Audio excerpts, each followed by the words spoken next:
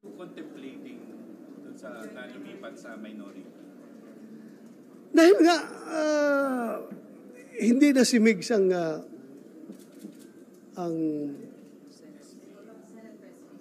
Senate President, and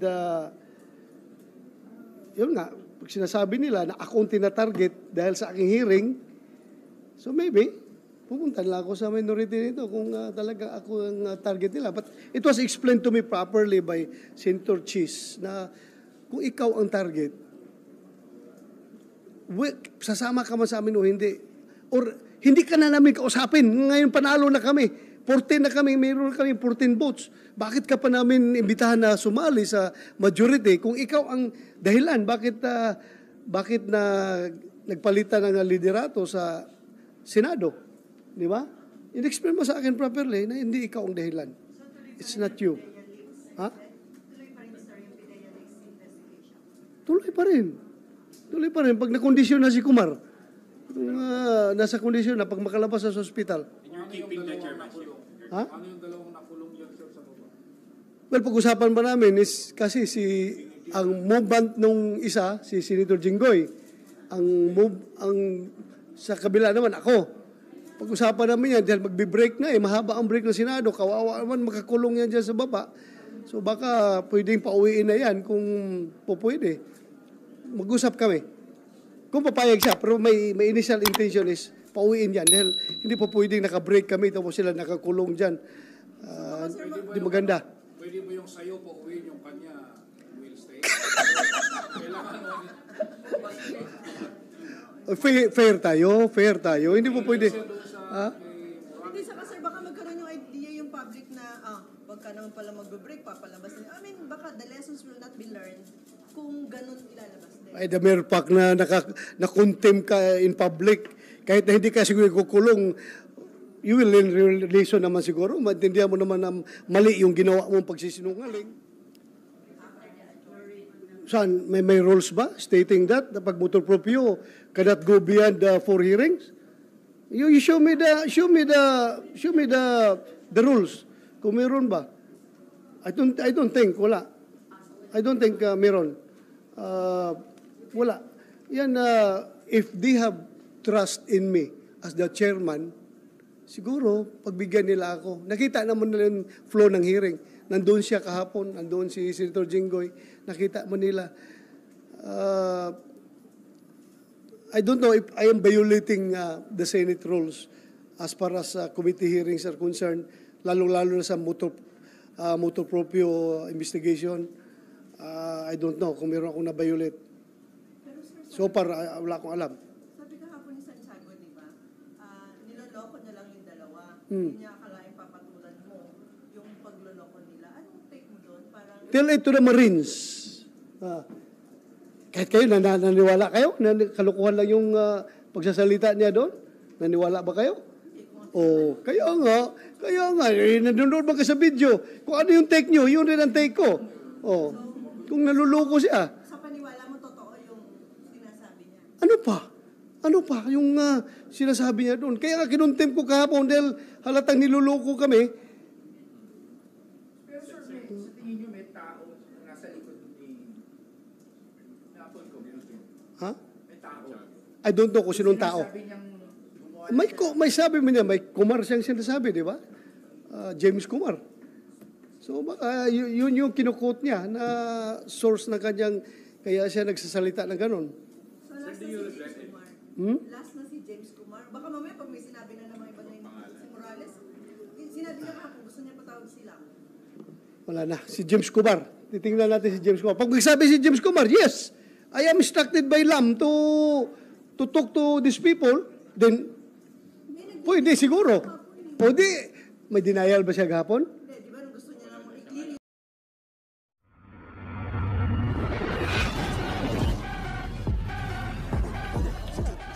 Okay lang. Kasama daw po kayo sa 15 na pumirma in support of Senate President Escudero. Yes, even though my signature was already insignificant, lumapit sila sa akin after the battle has been won. Meron na silang 14 na perma. So, pumunta sa akin nagtatago pa nga ako doon sa opisina ni Senator Tolentino eh. Pero nalocate nila ako na pumunta doon. Kinausap ako.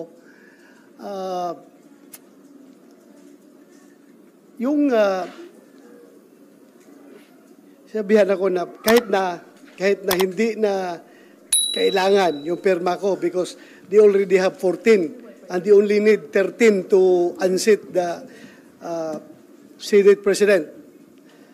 Kahit na hindi na kailangan, immaterial na yan, kung pipirma ko hindi, but still, narinig nila na I was poised to join the minority. I was really contemplating seriously to join the minority after that incident. But I was persuaded by Senator Chis and Senator Alan Cayetano na please stay with the majority. Huwag kang pumunta sa minority.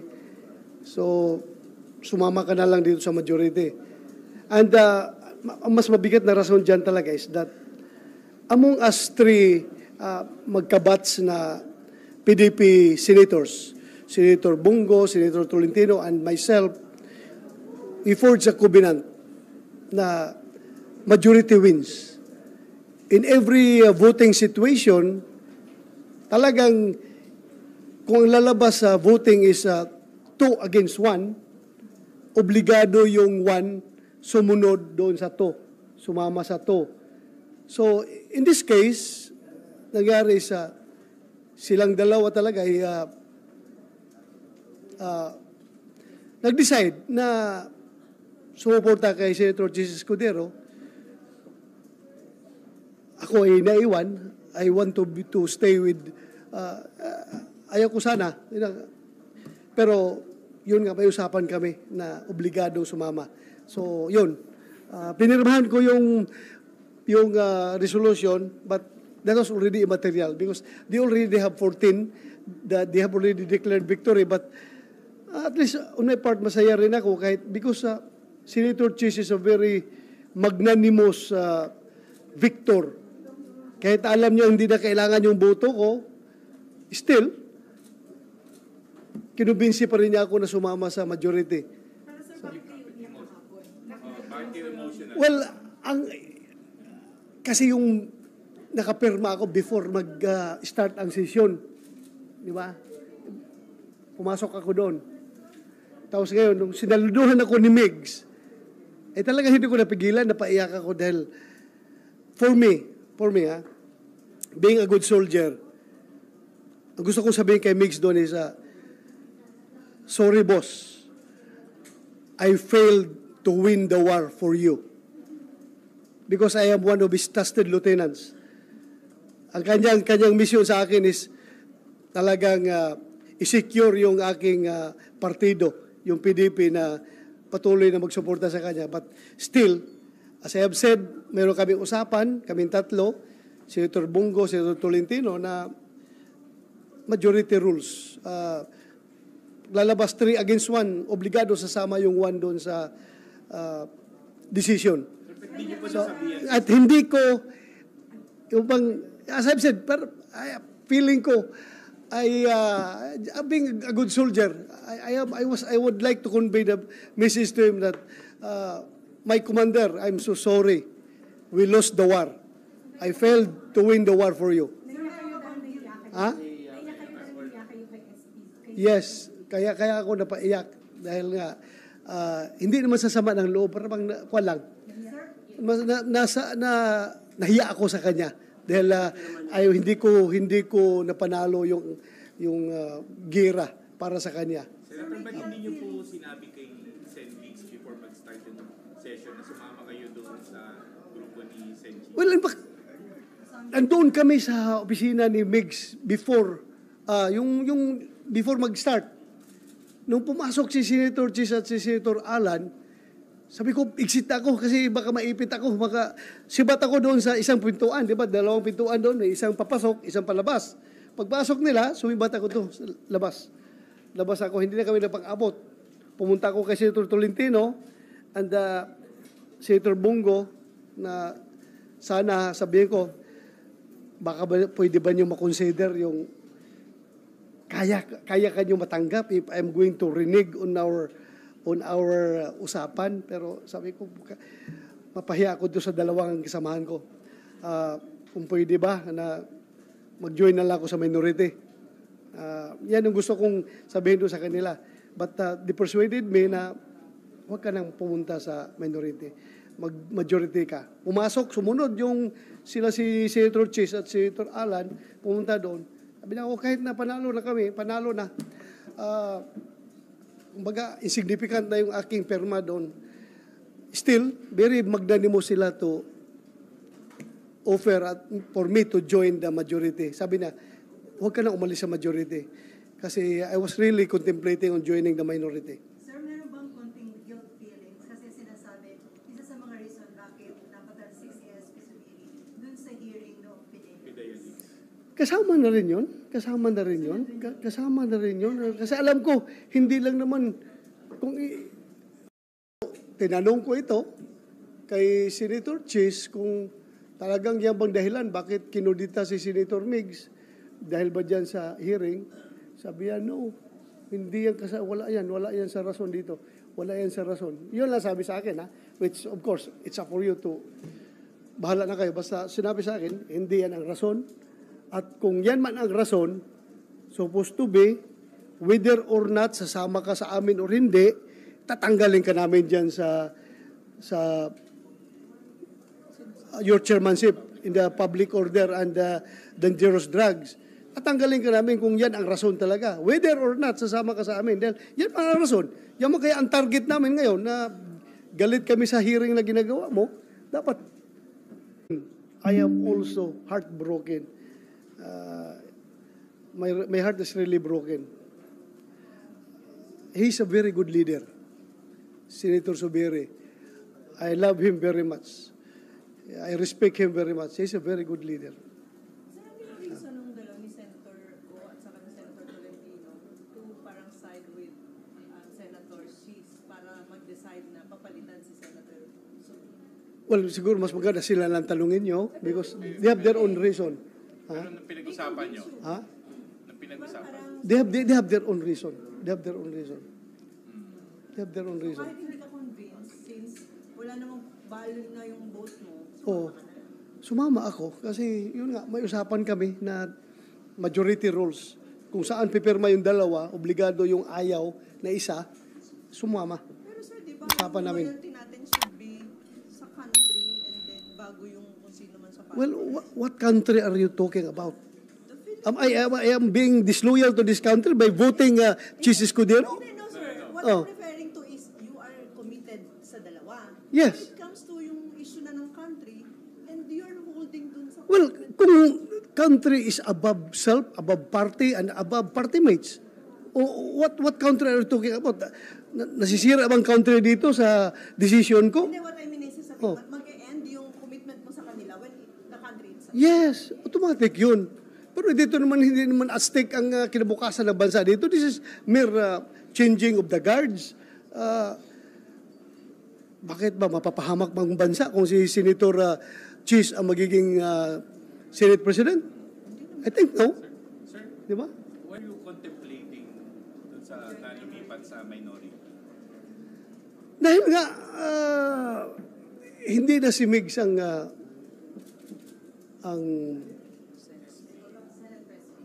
Senate President and yun nga, pag sinasabi nila na ako ang tina-target dahil sa aking hearing, so maybe, pupunta lang ako sa minority nito kung talaga ako ang target nila. But it was explained to me properly by Senator Chis na kung ikaw ang target, sasama ka man sa amin o hindi. Or hindi ka na namin kausapin. Ngayon panalo na kami. 14 na kami, mayroon kami 14 votes. Bakit ka pa namin imbitahan na sumali sa majority kung ikaw ang dahilan? Bakit na nagpalitan ng liderato sa Senado? Di ba? In-explain mo sa akin properly na hindi ikaw ang dahilan. It's not you. Ha? Tuloy pa rin, sir, yung Pidea Lakes investigation. Tuloy pa rin. Tuloy pa rin. Pag nakondisyon na si Kumar, nasa kondisyon na pag makalabas sa ospital. And you're keeping the chairmanship? Ha? Ano yung dalawang nakulong yan, sir, sa baba? Well, pag-usapan ba namin is kasi ang movement nung isa, si Senator Jinggoy, ang sa kabila naman ako. Pag-usapan namin yan, dahil magbe-break na mahaba ang break ng Senado, kawawa naman makakulong yan dyan sa baba. So baka pwedeng pauwiin na yan kung pwede. Mag-usap kami. Kung papayag siya, pero may initial intention is pauwiin yan dahil hindi pa pwedeng naka-break kami tapos sila nakakulong dyan. Di maganda. Pwede ba yung sayo pauwiin yung kanya will stay? Kailangan Fair tayo. Hindi po pwede. Ha?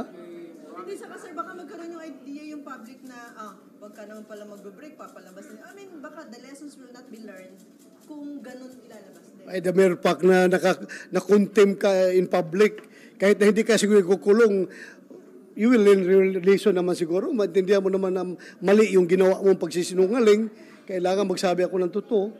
Ganun kasi, enough na yun, na-contempt ka. How much more pag kinulong ka? Kinulong ka 1 day, 2 days. Pag kinulong ka, gusto mo pa buong break ng Senado, nakakulong, kawawa naman yung mga tao na yan. So, may promise sa iyo si Senator Chis to stay as chairman of the Republic Order? Yes, kahit na hindi pa ako pumirma. Kahit na hindi pa ako pumirma nung papel na yun, sinabihan ako na hindi ka namin tatanggalin dyan. Kahit na hindi pa ako pumirma ng resolution. Kasi ako na lang is in order to be officially joining the majority, I have to sign the resolution kahit na immaterial na yun dahil meron silang 14 votes. Kung tutusin nga, pag panalo nila ng 14 votes, kahit na 13 pa lang, pagkakuha ng 13 votes, we don't need your vote. Panalo na kami. Sino ka na papansinin namin? Sino ka na kukumbinsihin namin dito? But at least they are very magnanimous in victory. At nilapitan tayo at kinausap. Na-earn nila yung respect mo na sa paggawa nila ng ganito. Yes. They earn my respect. Dahil mabait sila. Kahit papaano, pinuntahan ako. Kahit na alam, panalo na sila. Sir, Yes. di ba may mga umugong noon pa ng mga coup against the SP's bill? Hmm. Ito po ba yung talagang may real na, may nag-upload sa'yo? May nagsabi sa'yo? Merong tumatawag. Past yan, sir. We're talking about the past. Yung the past? Oo. Meron talaga, sir. Oo. Hindi ito yung una. And you cannot be successful in a coup d'etat if you don't have the votes. So you have to convince everyone. Kasi mahalaga ang bawat boto na isang senador. So tawagan mo talaga yan sila. Senator yung tumatawag. Sir, yung dalawa din. Oo. Kasamahan ko lang rin. Kasamahan ko. Ha?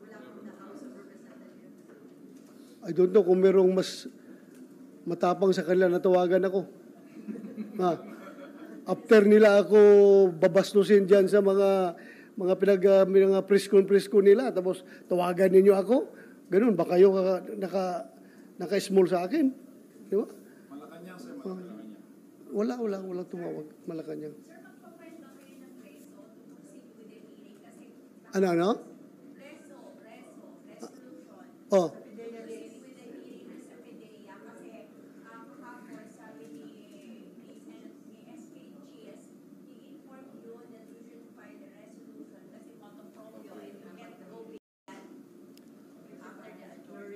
Saan? May rules ba stating that? Pag motor proprio cannot go beyond 4 hearings? You show me the rules. Kung meron ba? I don't think wala. I don't think meron. Wala.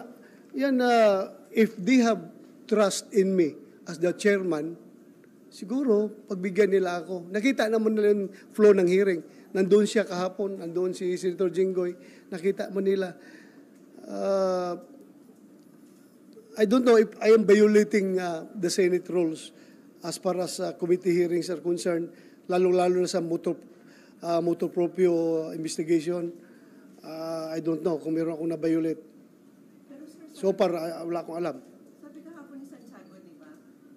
Niloloko niya lang yung dalawa. Hmm. Hindi niya akalain papatulan mo yung pagloloko nila. Anong take mo doon? Parang Tell it to the Marines. Kahit kayo, naniwala kayo? Kalukuhan lang yung pagsasalita niya doon? Naniwala ba kayo? kung Oh, kaya nga, nanonood ba ka sa video? Kung ano yung take nyo, yun rin ang take ko. Oh, kung naluloko siya, Sa paniwala mo, totoo yung sinasabi niya. ano pa yung sinasabi niya doon? Kaya nga kinuntem ko kahapon dahil halatang niluloko kami. Pero sir, sa tingin nyo may tao na nasa likod ni na-appoint ko? Ha? May tao. I don't know kung sinong tao. Sinasabi niyang gumawa May sabi mo niya, may Kumar siyang sinasabi, di ba? James Kumar. So baka yun yung kinukot niya na source ng kanyang, kaya siya nagsasalita ng ganun. So last na si James Kumar. Last na si James Kumar. Baka mamaya pag may sinabi na naman iba na yung si Morales, sinabi niya pa kung gusto niya patawag sila. Wala na. Si James Kumar. Titingnan natin si James Kumar. Pag nagsabi si James Kumar, yes, I am instructed by LAM to talk to these people, then, pwede siguro. Pwede. May denial ba siya gahapon? Hindi, di ba nung gusto niya lang i-clear yung name niya, wala siyang alam. O gusto nga niya i-clear ang name, pero I stop him from doing so because he is in sick bed. Kung may mangyari dyan sa kanya, makukonsensya naman ako.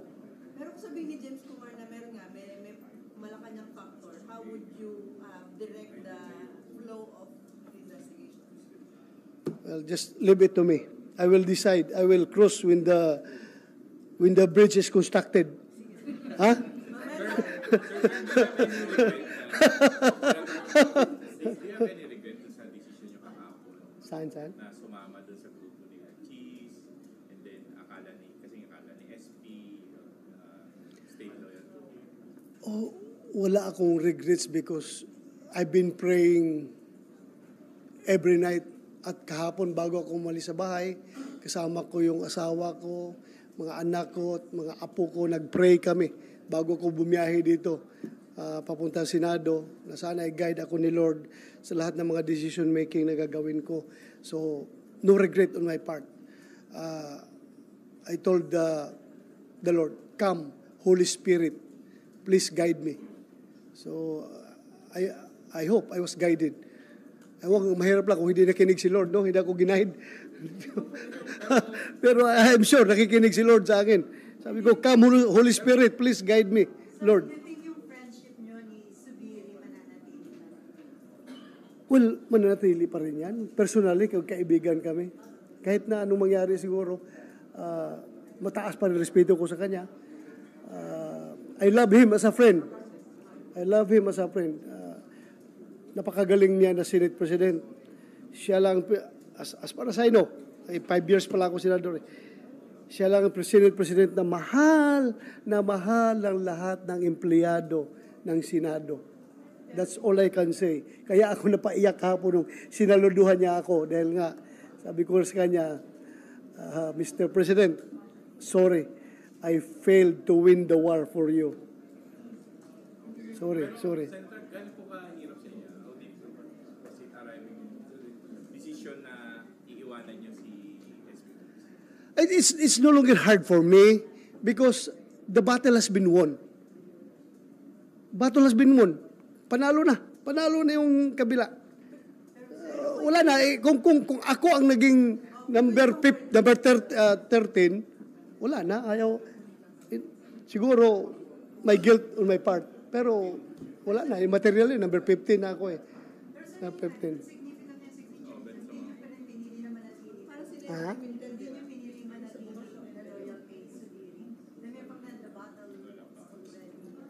Well, as I have said, tinimbang ko ng husto yung aking decision. Nagdasal ako kay Lord, ay guide ako. At yun ang naging decision ko na I would not let my party mates down dahil may usapan kami from the very beginning na in every voting situation, dapat majority rules kung yun nga, 2 against 1, yung 1 should go with the 2. So yun ang aming usapan. Sir, kung ikaw yung top 13 para mas mahirap yung decision sa tingin mo, yung, di ba, parang 13 is the simple majority of 24. Kung ikaw lang yung pipirma para matutuloy yung, kung 13, di ba, 13 yung kailangan? Oh, hindi ako maharap kay Migs. Hindi, wala akong mukha sa kanya. I was fighting tooth and nail na hindi siya ma-remove. I've been convincing my party mates, but still, I respect their decision. May decision silang sarili. Yes. Sa House of Representatives, there was a call from the Palace Representative kung would na mag-apologize. A big apology daw po from you to the President about for What? leading the PTA. What sin have I done in order for me to seek an apology? Please tell me, anong kasalanan ko para ako maghingi ng apology? Kasalanan ko ba kung nailagay yung pangalan niya doon sa report na yon? Was that my fault? I don't think so. Mas malaki ang kasalanan ko siguro sa Pangulo kung being chairman of Public Order and Dangerous Drugs. Wala akong ginagawa dyan sa mga informasyon na yan na hanggang lumaki, hindi ko inaksyonan. Mas lalo siguro kung may kasalanan sa taong bayan, kung hinayaan ko yan, na yung mga security classified documents ay palagi na lang nangyayari, merong ganon, kung hindi natin imbestigahan. So, I don't see any offense. Bahala na, kung sila, tingin nila, may kasalanan ako, then sorry, kung may kasalanan ako. Pero for me, to seek for an apology, to ask for an apology, to give my apologies, wala man siguro akong nagagawang kasalanan. Oh. Former SP Subin, biktima din daw po siya ng bangayan ng Marcos and Duterte. Kaya po siya natakot. Biktima daw po siya ng rift of the Marcos and Duterte. Kaya po siya natakot. What's your comment? Do you think that's possible? Maybe. To be practical about it. Maybe. Because yun nga po, he signed the arrest order kay Tito Loy. Ah? He signed po the arrest order kay Tito Loy, and then also, he allowed the PDA. So, both comes in. Maybe, but I don't have personal knowledge. Ako hanggang deduction, induction, conclusion, yun lang yung sa akin. Personal ko lang. Wala akong personal knowledge talaga. Feelings ko lang. Personal feelings. No personal knowledge. Personal feelings. Babalik ako doon sa bakit kailangan magpalit ng Senate leadership nung kinausap ka, nung mga nagko-convince na dapat magkaroon ng Wala namang sinabing rason. Basta, sama ka sa amin. Sabi ko, sorry, hindi. Yun lang. Tawag, pare, sama ka sa amin. Sabi ko, pasensya ka na pare. Dito lang muna ako. Yun lang mga. Wala pong reason. Wala. Wala talagang reason na dahil sa style ng leadership, dahil Hindi man kami ganun mag-usapan dito. Ganun. Magtatanong-tanong ka pa. Alam mo naman, you yourself being a senator, kung ano yung reason nila nakikita mo rin naman siguro. Ang reason na yan. So, no need to ask for any reason, any justification. May dinner daw mamaya sa Palace. Are you one of the invited? Pupunta ka na. Invited mo daw lahat ng senador. Pupunta kayo. Hindi ko lang alam. Hindi ko na-date yung asawa ko kahapon. Anniversary namin kahapon. Dahil sa hearing, hindi ko na-date. So, baka i-dinner ko yung misis ko ngayong gabi. Oo. Priority ko na yung misis ko kaysa Malacanang. Sama mo na doon sa dinner. Ha? punta ka sa Malacanang libre. Sama mo Baka sabihin ng taga Malacanang, ginawa mo pang date. Ginawa pang date ito Malacanang, ha? Romantic natin. Okay na. Salamat, ha? Salamat. Thank you.